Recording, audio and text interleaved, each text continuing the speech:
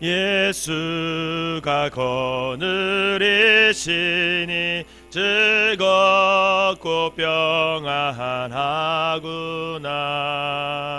주야의 자고 깨는 것 예수가 거느리시네. 주 날 항상 돌보시고 날 친히 거느리시네. 주 날 항상 돌보시고 날 친히 거느리시네. 때때로 괴로움 당하면 때때로 기쁨 누리네. 풍파 중에 지키시고 평안히 인도하시네. 주 날 항상 돌보시고 날 친히 거느리시네. 주 날 항상 돌보시고 날 친히 거느리시네. 내 주의 손을 붙잡고 전국에 올라가겠네. 괴로우나 즐거우나 예수가 거느리시네. 주 날 항상 돌보시고 날 친히 거느리시네. 주 날 항상 돌보시고 날 친히 거느리시네. 이 세상 이별할 때에 마귀의 권세 이기네. 전국에 가는 그 길도 예수가 거느리시네. 주 날 항상 돌보시고 날 친히 거느리시네. 주 날 항상 돌보시고 날 친히 거느리시네.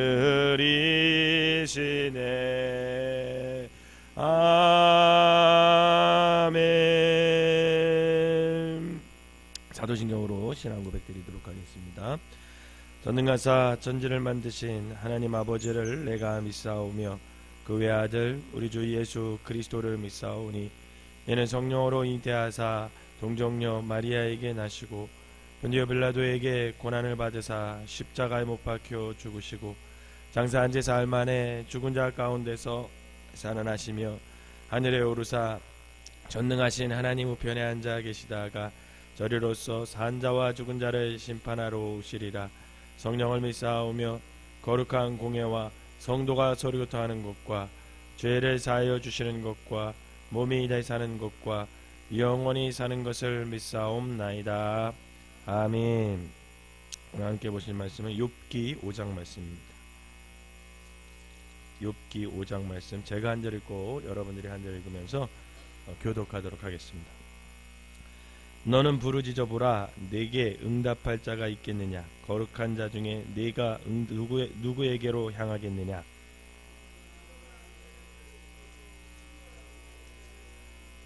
내가 미련한 자가 뿌리 내리는 것을 보고 그의 집을 당장에 저주하였노라.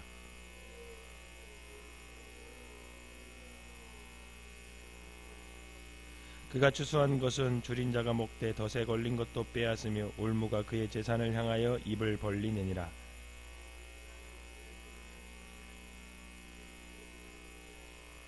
사람은 고생을 위하여 났으니 불꽃이 위로 날아가는 것 같으니라.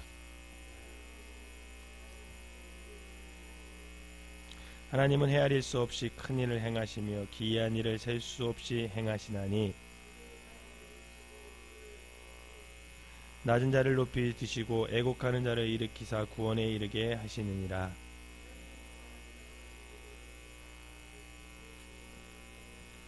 지혜로운 자가 자기의 계략에 빠지게 하시며 간교한 자의 계략을 무너뜨리심으로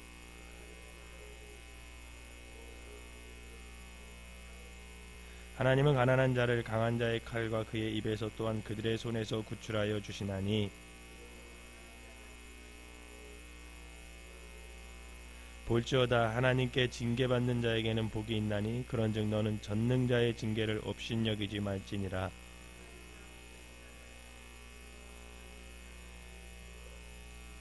여섯 가지 환난에서 너를 구원하시며 일곱 가지 환난에라도 그 재앙이 네게 미치지 않게 하시며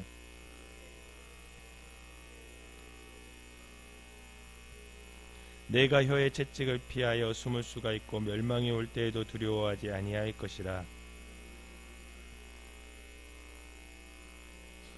들에 있는 돌이 너와 언약을 맺겠고 들짐승이 너와 화목하게 살 것이니라.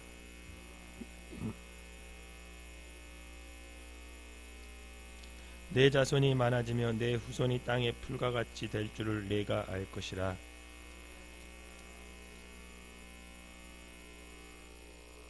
같이 읽겠습니다. 볼지어다 우리가 연구한 바와 이와 같으니 너는 들어보라. 그러면 내가 알리라. 아멘. 이 새벽에도 하나님의 은혜가 여러분들에게 함께 하시기를 주님의 이름으로 축원합니다. 욥은 아브라함과 비슷한 시대에 살았던 사람으로 알려져 있습니다. 그리고 욥기는 성경에서 이제 이게 어떤 내용인지 이렇게 분류하면 시편과 더불어 이제 시가서 쪽으로 이렇게 분류를 합니다. 그리고 욥기는 성경에서 사실 쉽게 해석하기 어려운 말씀 가운데 하나가 사실 이 욥기입니다. 여러분 욥기를 읽다 보면 여러분 큰 틀로 이 욥기를 읽어야 이해할 수 있어요. 가만히 보면 이제 한 절 한 절 이렇게 읽다 보면은 굉장히 옳은 말이 굉장히 많아요. 그게 이제 욥의 친구들이 와서 욥에 대해 지금 상황에 대해서 이렇게 저렇게 충고를 하는 거거든요. 여러분 충고를 하고 어떤 기준을 제시해 줄 때 얼마나 좋은 말들을 많이 하겠습니까? 근데 사실은 그 충고와 어떤 좋은 기준들이 욥에게는 굉장히 아픔으로 사실은 다가옵니다. 우리가 잘 알고 있는 내 시작은 미약하나 내 끝은 장대하리라. 이 말씀 굉장히 좋아하시죠, 여러분? 사실 그 말씀은 그 말 자체는 굉장히 좋은 말이에요. 근데 사실 그 말씀은요, 욥의 친구가 욥에게 충고하는 말이에요. 너 지금 이렇게 네가 고난당하고 있지만 네가 회개하면, 죄에서 회개하면, 사실 욥이 지금 죄를 져서 고난받는 게 아니거든요. 근데 네가 회개하면 네 시작은 지금 이렇게 미약하지만 내 것은 나중에 창대케 될 거야. 이렇게 충고하는 거예요. 그게 사실 그 자체의 말은 굉장히 좋은 말이죠. 내 시작은 미약하지만 내 나중은 창대하리라. 근데 전체적인 욥의 틀을 봤을 때, 욥기를 읽을 때는 그 말은 사실은 그 상황에서 하면 안 되는 말이었어요, 욥한테. 그러니까 여러분들 욥기를 읽을 때는 한 절 한 절 보면 다 좋은 말들이에요. 근데 사실 이게 그 전체적으로 내용을 딱 이게 어떤 상황에서 이 말이 나왔는지 그것을 봐야만 그 욥기를 이해할 수가 있다라는 거죠.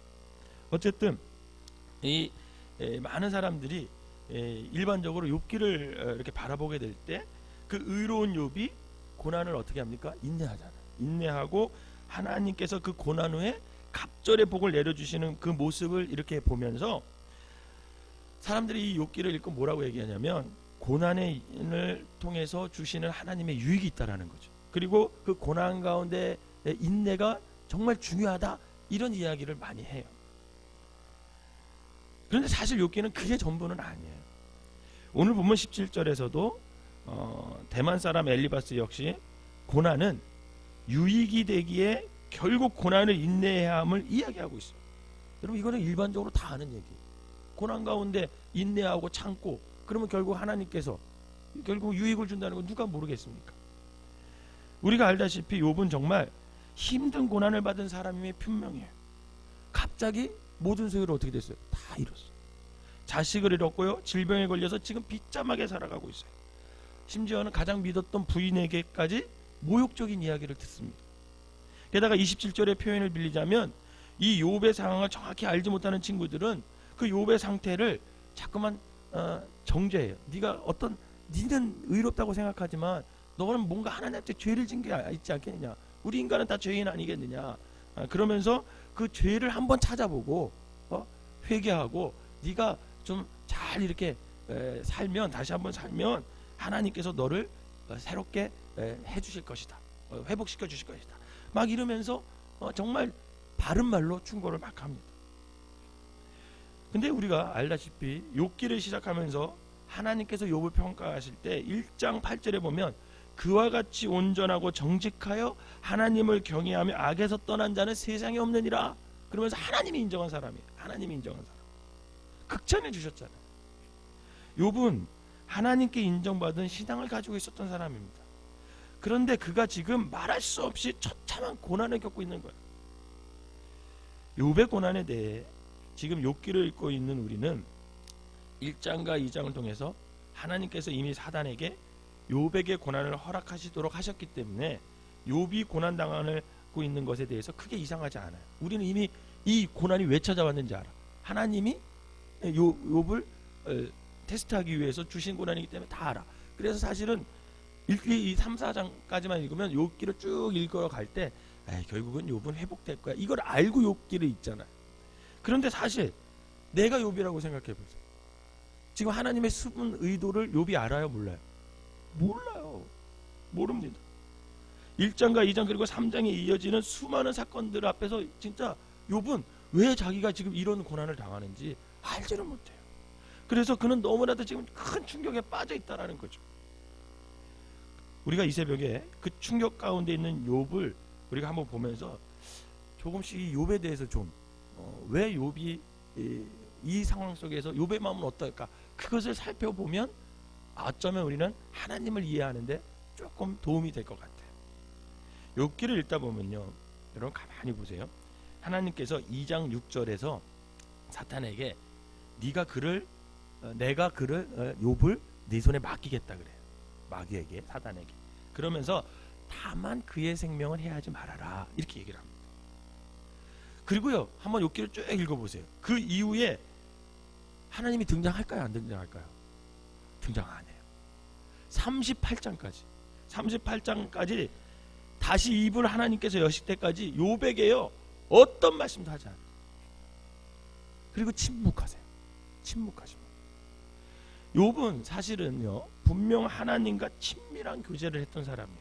그리고 하나님의 음성을 듣던 사람이었습니다. 하지만 어느 순간부터 갑작스러운 환경이 변하더니 말할 수 없이 그가 비참해지고 하나님은 그에게 아무런 말씀도 하지 않으시고 침묵을 해요. 그래서 욥기를 읽다 보면 욥은 그 침묵하시는 하나님께 대해서 계속해서 뭐라고 얘기하냐면, 하나님 도대체 저에게 왜 이러십니까? 그런 질문을 끊임없이 던져. 저 하나님 죽고 싶습니다. 왜 저에게 이러합니까? 그런 기도 하신 적이 있으세요? 정말 이해할 수 없는 어떤 고난이 왔을 때 욥처럼 하나님 어디 계셔요? 저한테 왜 이러십니까? 저 하나님 정말 사는 게 너무 힘듭니다. 저 죽고 싶습니다.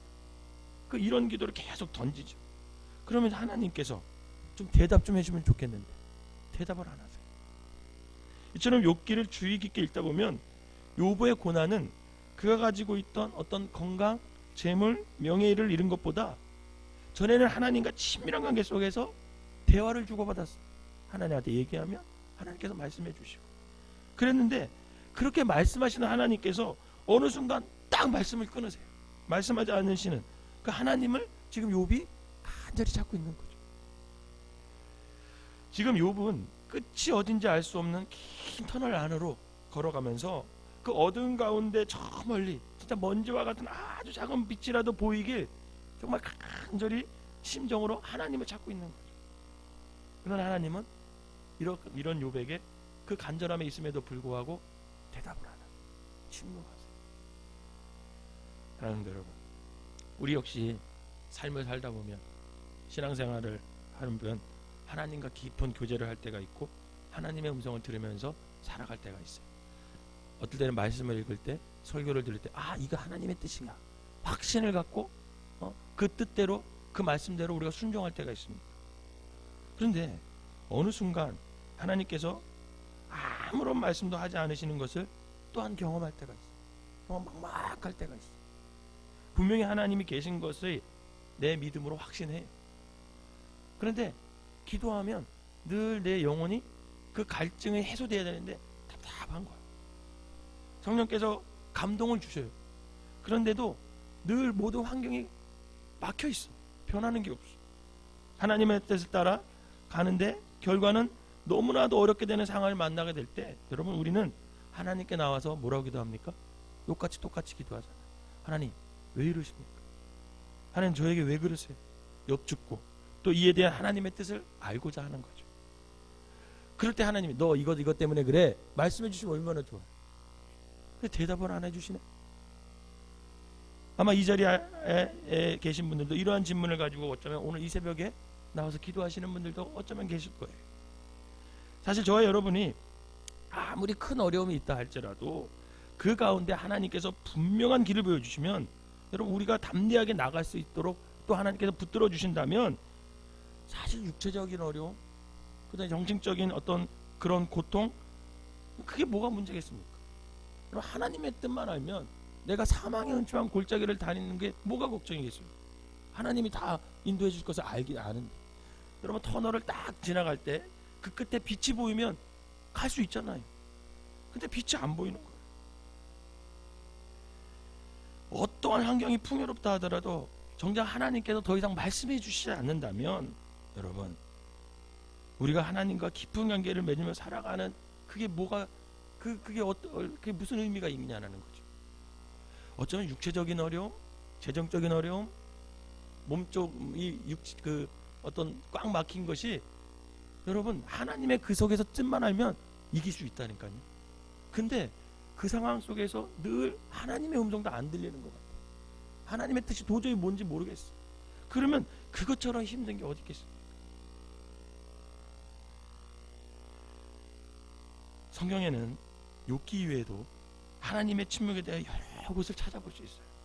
그런데 그 침묵을 언제 하시냐면, 여러분, 하나님이 언제 침묵하실까 보면, 여러분, 성경을 읽다가 절과 절 사이, 또 장과 장 사이에 갑자기 시간이 확 지나가는 걸 볼 수 있어요.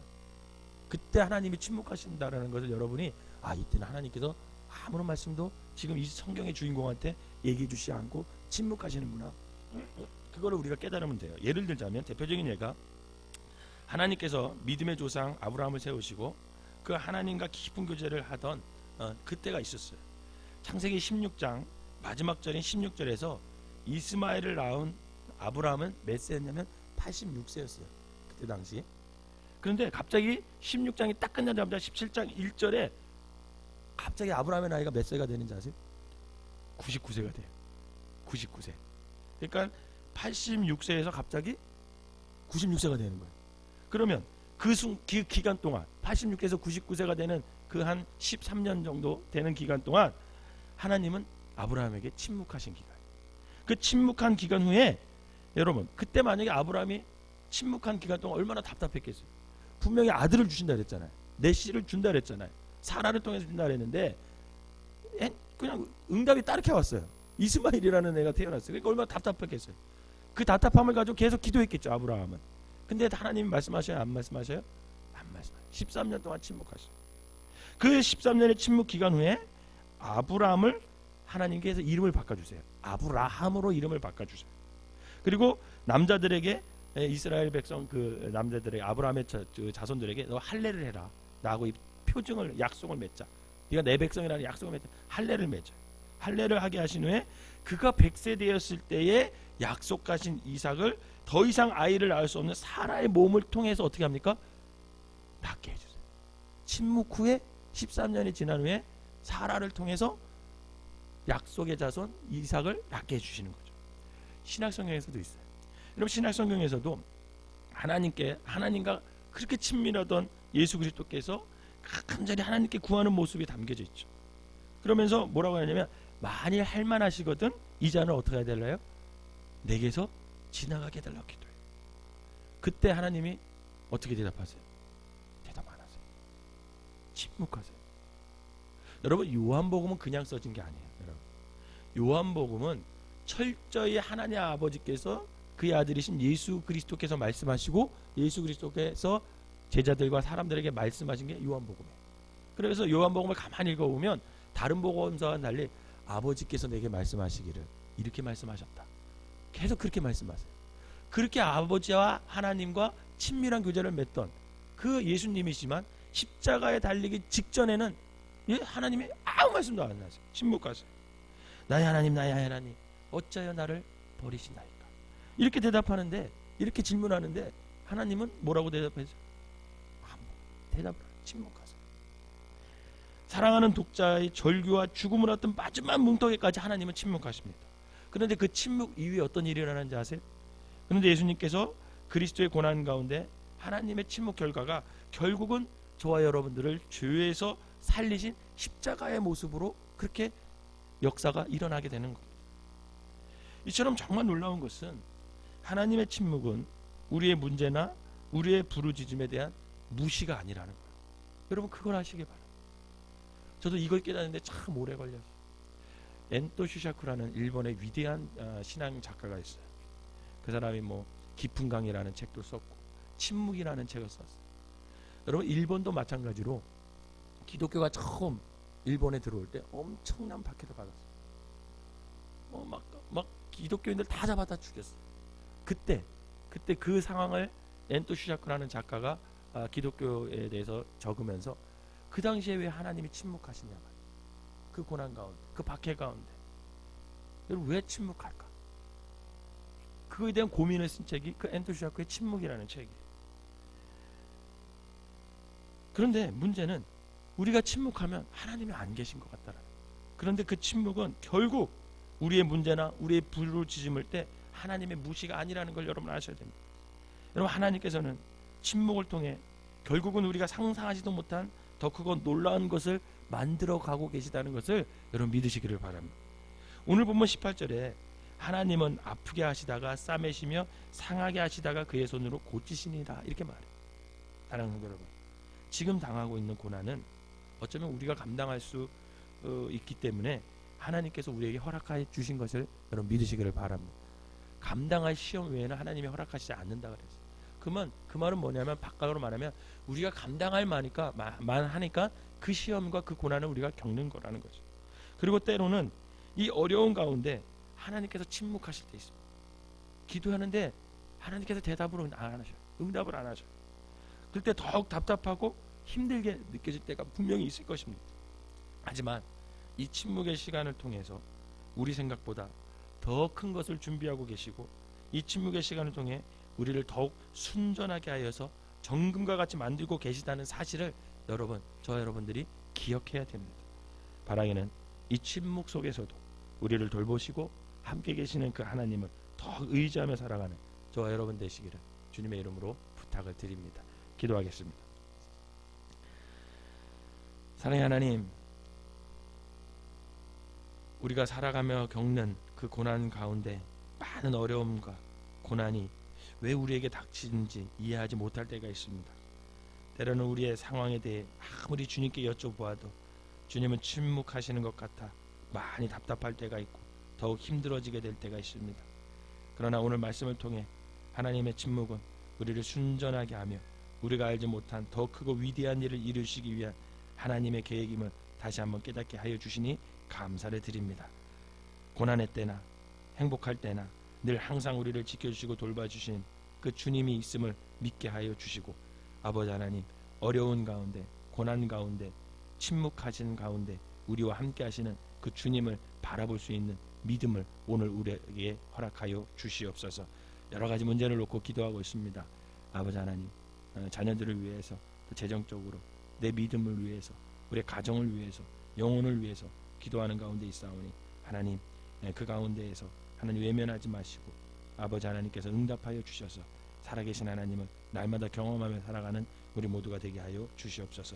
특별히 이 새벽에 귀한 예물을 드린 손길마다 주님께서 축복하시고 저들이 침묵하시는 하나님 속에서 더욱더 하나님의 은혜를 깨닫는 믿음을 허락하여 주시옵소서. 예수님의 이름으로 기도하옵나이다. 아멘.